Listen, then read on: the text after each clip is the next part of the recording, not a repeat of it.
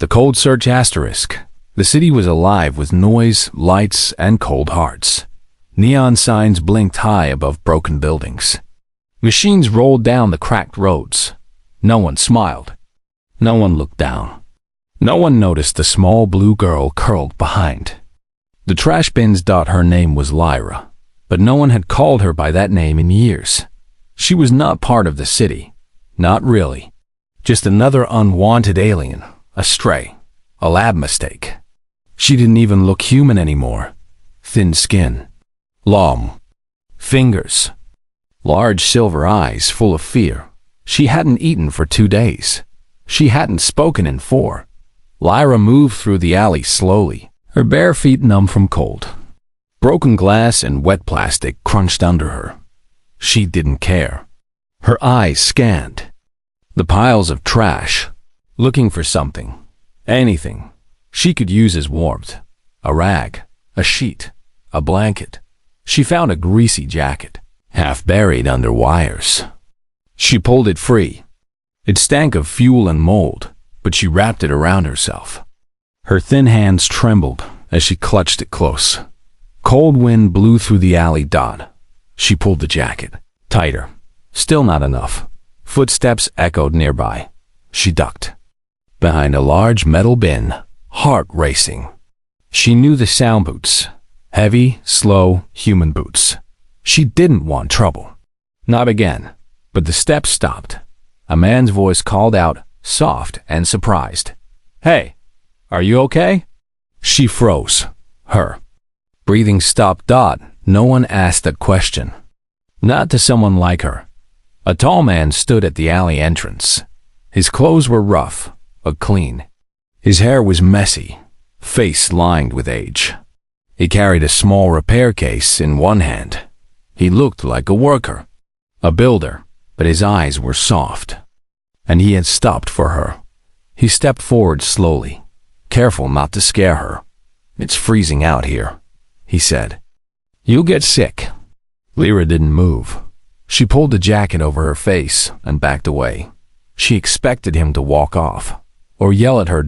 Or worse. But he did. Something strange.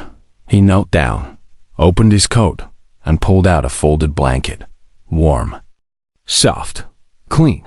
He laid it on the ground a few steps away. "I'm not here to hurt you," he said. "My name's Reed. I fix things. Machines, mostly." She peeked from under the jacket, still not speaking, still unsure. "You don't have to talk," he said gently. "You don't have to trust me either." He stood back up and stepped away from the blanket. "But I saw you, and you don't deserve to be cold like this." He started walking away.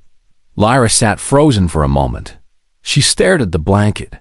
She looked at Reed's back as he walked down the alley, not looking back, not pushing her to follow. He just left it there. Just left kindness. There. Her feet moved on their own. She stepped out. Her hand shook as she reached for the blanket. She wrapped it around her thin frame. Warmth. Real warmth. It almost made her cry. She looked down the alley. Again. Reed had turned a corner. Gone. But something inside her pushed her forward. She held the blanket tight and followed the path. He took. She turned the corner and saw him. Stood near a side door, a small rusted panel blinking red. He turned and smiled when he saw her. "You came," he said simply. He pressed the button, and the door opened with a soft beep. Warm air flowed out. Inside was a small room filled with tools, wires, and a heater glowing in the corner. There was no bed, no luxury, but it was dry, clean, safe. Reed stepped aside. "You can stay here tonight," he said. "I won't ask you anything. Not until you want to talk." Lyra hesitated, then stepped in. Her feet ached, her eyes burned, but she kept walking. She sat near the heater. Her body began to relax for the first time in days. Reed poured warm water into a small cup and placed it beside her. She didn't drink it yet. She just stared at the flames. Reed didn't speak again. He sat at his workbench and began fixing an old radio. The room was silent. except for the soft hum of machines. Lyra slowly reached for the water, took a sip, and for the first time in years, she didn't feel invisible. She felt seen. Outside, the city kept moving, but in that small room, something had changed. She wasn't just searching for trash anymore. She had found something else. A beginning. A name she had forgotten. The room was quiet. Only the sound of wires clicking and sparks dancing from Reed's tools filled the air. Lyra sat near the heater, wrapped in the same soft blanket he gave her. She hadn't spoken a word since last night, but something was changing inside her. For the first time, she didn't feel like an animal hiding in the dark. She felt safe. Reed handed her a small bowl of hot stew. She took it slowly, her fingers still trembling. He didn't stare. He didn't rush her. He simply said, "You're welcome to stay here, as long as you need." Lyra looked up at him. His face was kind but tired. She wondered why he cared.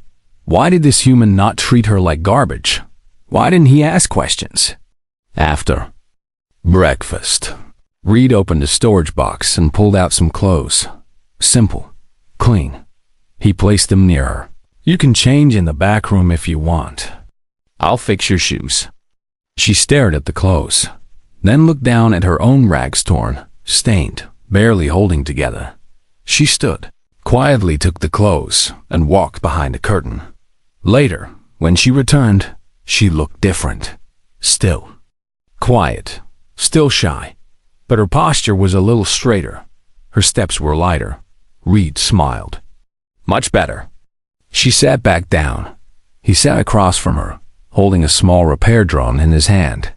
Then, for the first time, she spoke.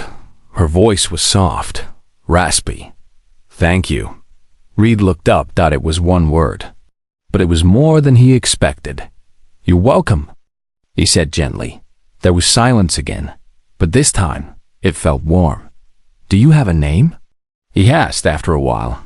She looked away. I don't know." "What do you mean?" They took it." She touched her neck, where a faded mark was burned into her skin. "Back in the labs, they gave me a number. Called me Subject 12B. Reed's eyes narrowed. Labs. That meant experiments. She wasn't just a street orphan. She was someone's project, a lost child of war. He didn't push her, but she surprised him. "I think my name was Lyra." He smiled. "Lyra, that's a good name. Strong." She looked at him. "Do names matter?" "Yes," Reed said. "They remind us we're still people, not machines, not numbers." Lyra looked at her hands. They were small, scarred, but they were hers. She nodded slowly. Then, "I'm Lyra." Days passed. Lyra stayed. She helped Reed clean the shop. She learned how to solder wires and connect circuits. She didn't talk much, but when she did, her voice grew clearer. Reed never asked for her past. She never asked for his. But one day, she saw a photo on his workbench, an old picture of a little girl and a woman smiling beside him. Lyra picked it up. "Is this your family?" Reed nodded, eyes distant. "My wife and daughter. Gone a long time now." Lyra placed the photo down carefully. "I'm sorry." He shook his head. "Some days I forget what their voices sounded like." She looked at him. "I forgot mine too." That night, Lyra had a nightmare. She woke up shaking, sweat on her face. She had dreamed of metal walls, white lights, cold hands touching her head. Numbers. Pain. Isolation. She curled up in the blanket. Reed walked over slowly and sat beside her on the floor. "You're safe now," he said softly. "They can't reach you here." She nodded, breathing heavy. And whispered, "Don't leave." "I won't." In the morning, Reed noticed something strange on her left wrist, a small bump under her skin. He asked, "Does that hurt?" Lyra touched it. "It's always been there." He scanned it with a small device. The screen lit up red. Tracking chip active. His face turned pale. They're still watching you. Lyra's heart dropped. Tears filled her eyes. I didn't know. I didn't mean. Reed raised his hand gently. It's not your fault. He picked up his tools. We'll take it out. Now. With steady hands, he numbed her arm and carefully removed the chip. It beeped once, then stopped. He placed it in a box and smashed it with a hammer. Now they don't know where you are. Lyra looked at the broken pieces and suddenly felt like a prisoner freed from invisible chains. Reed handed her a new bandage. Welcome back, Lyra. She gave a small, trembling smile. Thank you for giving me my name again. The broken tag * morning sun peeked through the dusty window. Lyra sat on the floor near the heater, her arms wrapped around her knees. The blanket Reed had given her still rested on her shoulders, but her eyes were focused on the small table in front of her. There, in the middle of it, lay the chip Reed had removed from her arm. Now broken, now silent, and yet still full of fear. Reed was nearby, organizing tools. He had barely slept, but he didn't show it. His hands were steady, his face calm. But Lyra noticed something different today. His movements were faster, sharper. He was worried. She could feel it. Do you think they saw me? She asked quietly. Reed looked up. They might have gotten a signal before I smashed it, he said honestly. But we acted fast. Maybe they didn't. Lyra nodded slowly, but inside, she wasn't sure. She looked at the broken chip again. It had been inside her for years, watching her, guiding others to her. She had no idea it existed. No idea. She was always being tracked. Now she felt like a danger to Reed. I should go, she whispered. Reed froze. Why would you say that? I don't want them to find me and hurt you. He walked over and sat in front of her. They hurt you. Not me, and I'm not afraid. But, no, Reed interrupted gently. They took enough from you already. They don't get to take this too. This place, this peace, this small chance to heal. Tears welled up in her eyes. No one had ever spoken to her like that. No one had protected her like that. But deep down, a shadow still followed her. Don't come, she said. They always come. Reed gave a small smile, then let them. Later that day, Reed scanned her arm again. No signal. No trace of the chip. You're clean now, he said. But just to be safe, he opened a hidden wall panel and showed her something she hadn't seen before, a narrow tunnel. If we ever need to leave quickly, we go through here. Lyra stepped into the tunnel and looked around.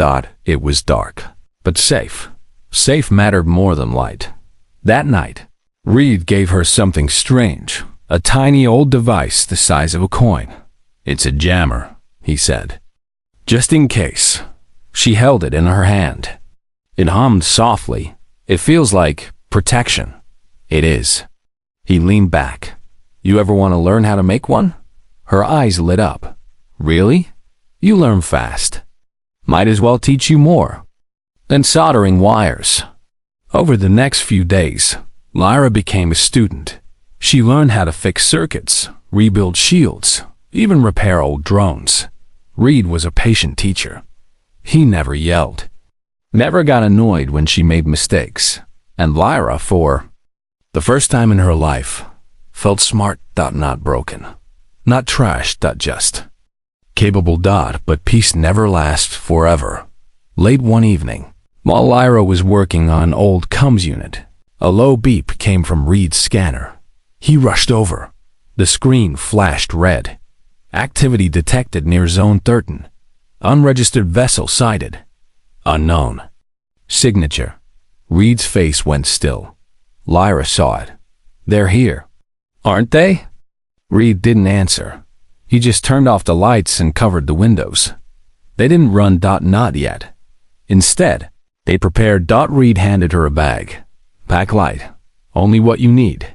She grabbed her blanket, the jammer, and one of the comm units she had just fixed. Reed grabbed tools and a blaster. They stood at the door together, silent, but ready. Before they left, Lyra walked to the table where the broken chip still sat.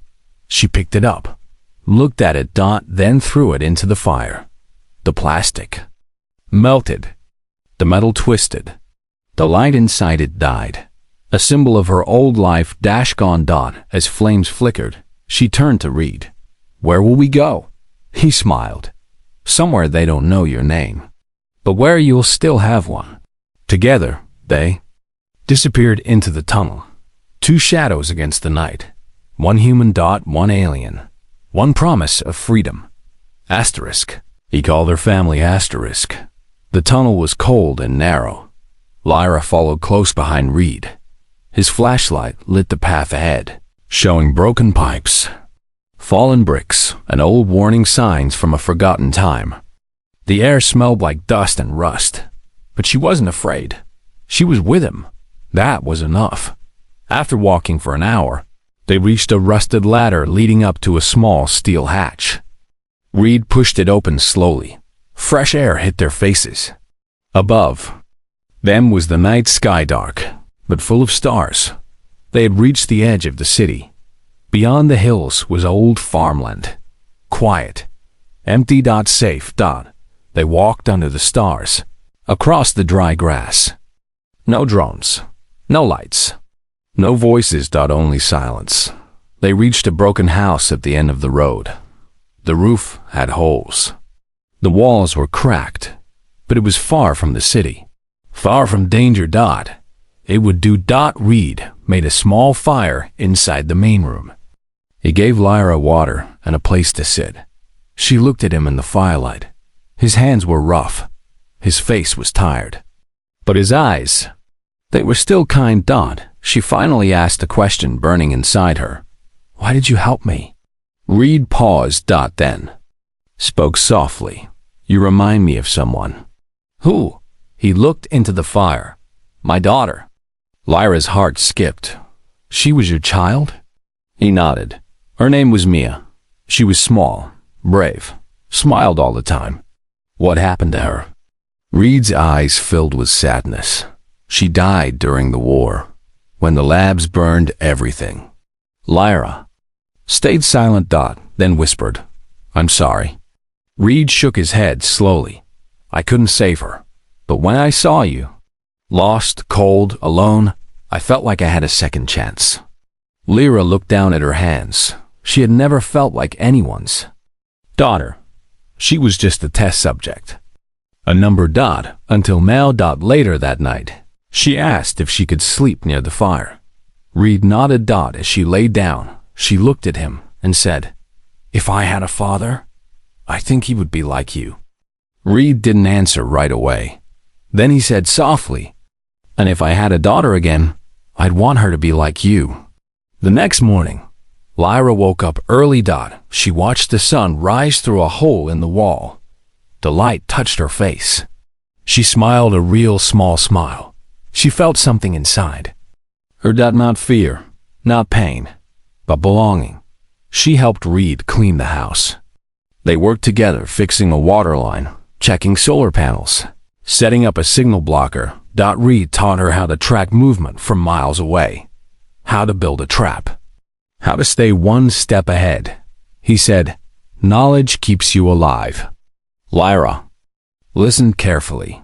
She didn't want to lose this. That evening, they found an old wooden box under the floor. Inside were some old clothes, a small notebook, and a worn-out photo. Lyra opened the notebook. Inside were drawings of a little girl and her father. Reed's hand shook when he saw them. "She used to draw every night," he whispered, "even when there was no hope." Lyra held the photo. "I'll help you remember her," she said.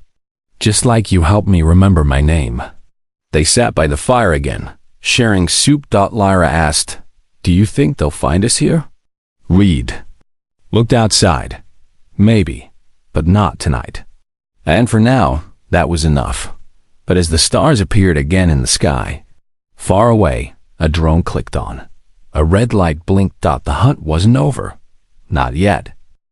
The fire in her hands asterisk. It was just past midnight. The wind outside the broken house had stopped. Everything was quiet. Too quiet. Lyra woke suddenly. Her eyes snapped open. Something wasn't right. She sat up slowly, the blanket still wrapped around her. She heard a soft sound, a mechanical hum. Very low. Very close. She looked at Reed. He was asleep near the fire, one hand still resting on his blaster. Then she saw the light. A faint red glow blinking through a crack in the wall. They were here. Not just searching. Closing in. Lyra grabbed the jammer device from her bag and pressed the switch. A blue light flickered, signal blocking started, but it might be too late. A buzzing sound came from the roof. Reed opened his eyes.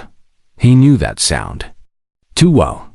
Drone, he said, standing up fast. Within seconds, a hole burst through the roof. Metal claws tore through the old wood. A black military drone dropped down with glowing eyes. Lyra froze. Reed fired first. Sparks flew. The drone spun, but didn't fall. It shot a blast of stun light. It missed.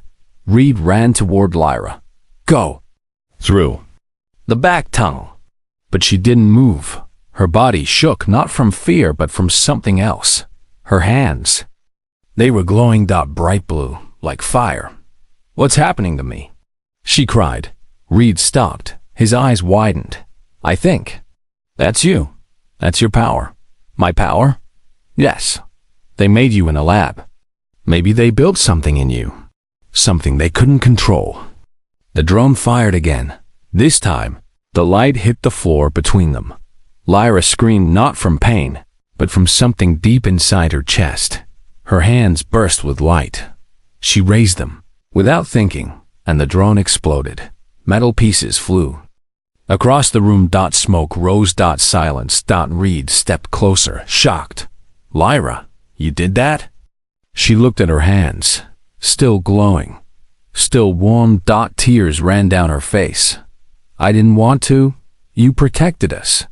Reed walked over and knelt in front of her. Listen to me. You're not dangerous. You're powerful. There's a difference. But what if I hurt someone? You didn't hurt me. You saved me. She looked into his eyes. They weren't scared. They were proud. Reed stood up, scanning the sky. That was just one drone. More will come. Lyra wiped her face. I'm ready. You? Sure. She nodded. If I keep running, they'll always chase me. But now, I can fight. They packed fast. Reed took his blaster, tools, and the last bit of food. Lyra carried the small photo book and her blanket. As they left the broken house, Reed looked back once. Goodbye, old world, he whispered. Then they walked into the dark woods. As they moved, Lyra practiced controlling her hands. The fire wasn't real fire, it was energy. It listened to her, moved with her emotions. She learned to make it grow. Or fade. Reed guided her. When you feel angry, it gets wild. When you're calm, it flows. At sunrise, they reached a cliffside with a hidden bunker, an old resistance base Reed once knew. They set up camp there. For now, it was safe. But Lyra knew what was coming. They'll send more. She said. Yes. And stronger ones, probably. Lyra looked down at her hands. Then up at Reed. Then I'll get stronger too. He smiled and said the words that meant everything. You're not just surviving now, Lyra. You're becoming who you were always meant to be. Far above them, in a black ship orbiting the planet, someone watched the ruined house. Saw the fire, the blast. And the name on the screen. Subject 12B. Location confirmed. Prepare full team. The hunt was far from over. But this time, so was Lyra's fear. They came for her. The wind howled outside. The bunker. Inside, Lyra sat on the cold floor, eyes closed, hands glowing softly. She was learning to control it, her power, her energy. She could now feel it move like water, soft or strong, depending on her heart. Reed watched her from the Other side of the room, he didn't say much anymore. He didn't need to. Lyra was changing, not just surviving, now becoming something more. That morning, the sky changed. Dark clouds rolled in, but they weren't natural. They came with sound. Engines. Ships. Trouble. Reed checked the scanner. 3 signals. Fast. Big. Close. They're coming, he said quietly. Lyra stood without fear. I know. Ships landed half a mile away. From inside, soldiers in black armor stepped out. Tall, cold, trained. They were not here to ask questions. They were here to capture or destroy. The leader held a scanner. Subject 12B is near. Move out. Bring her in. Alive or not. The others nodded. Weapons ready. Eyes locked. Back at the bunker, Reed opened a drawer and handed Lyra a small earpiece. Stay in touch. We split up inside the tunnels if needed. I'm not running, Lyra said calmly. He smiled. Didn't think you would. They waited. Then the wall exploded. Dust filled the air. Soldiers rushed in. Reed fired. Quick, clean, sharp. Lyra moved like wind. Light poured from her hands. She blocked the stun blasts. Pushed back metal attackers. Not one touch landed. But then, they threw a cage net designed for her kind. It wrapped around her. Glowing blue, draining energy from her skin. She screamed, fell to her knees. Reed ran toward her, but a soldier knocked him back with a pulse grenade. The leader stepped forward. Your property, he said coldly. You were made in a lab. You belong to us.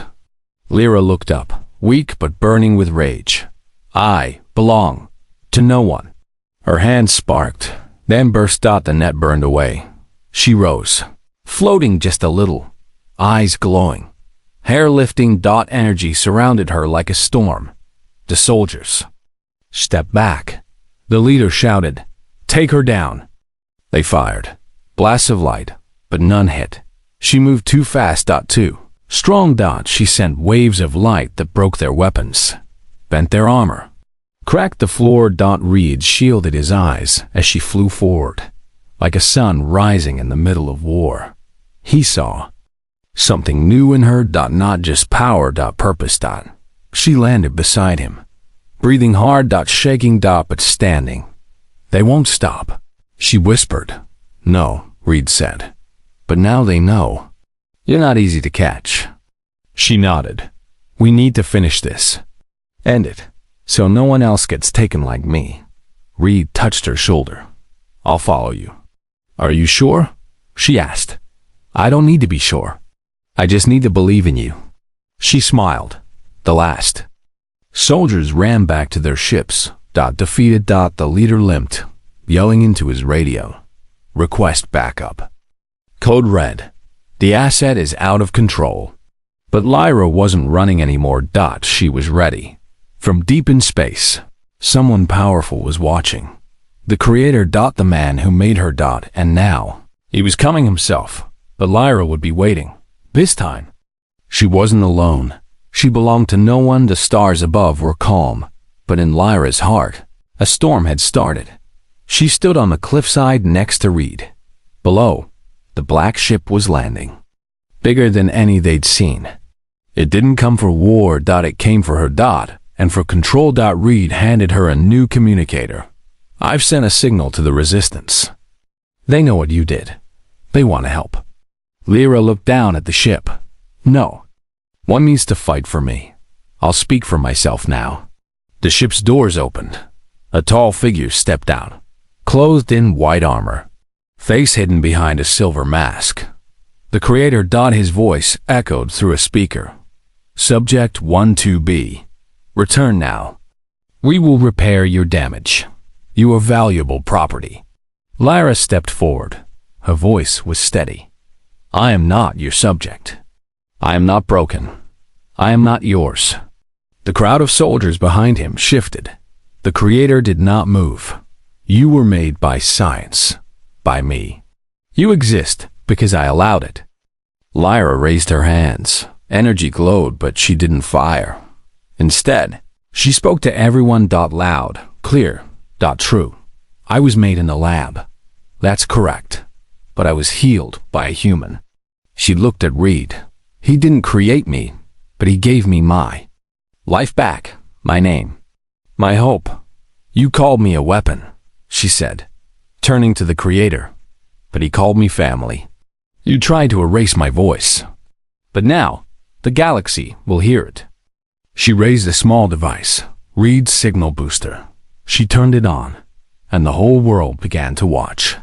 Screens across cities, space stations and colonies lit up. They saw her, the alien girl once treated like trash, now standing tall, now speaking. With fire in her voice, the Creator's soldiers looked at each other, uncertain. Then Lyra said the final words that broke the chains. I belong to no one, and I never will again. The Creator raised his weapon, but Reed fired first. A single shot clean, fast knocked the gun from the masked man's hand. Before he could react, Lyra lifted her glowing hand, but stopped. She didn't strike. She didn't burn him. She just looked him in the eyes. You made me feel like nothing, she whispered. So now I'll show you what a nothing can become. She turned, walked back to Reed. The Creator said nothing, because he knew. He had lost more than a battle. He had lost control. The soldiers lowered their weapons. Some even stepped away. From him, they had seen something real. Not science. Not fear. Courage. Humanity. Later that night, Lyra stood under the stars again. This time, not hiding. This time, free. She looked at Reed. Do you think others like me are still out there? He nodded. Too many. Waiting for someone to say what you said. Then, we find them, she said. And we give them what I was given. A home? Reed asked. She smiled. A voice. As the stars sparkled above, Lyra no longer felt like a mistake. She was not a number, not a weapon. She was Lyra. She had fire in her hands, a name, her heart, and a future no one could take away.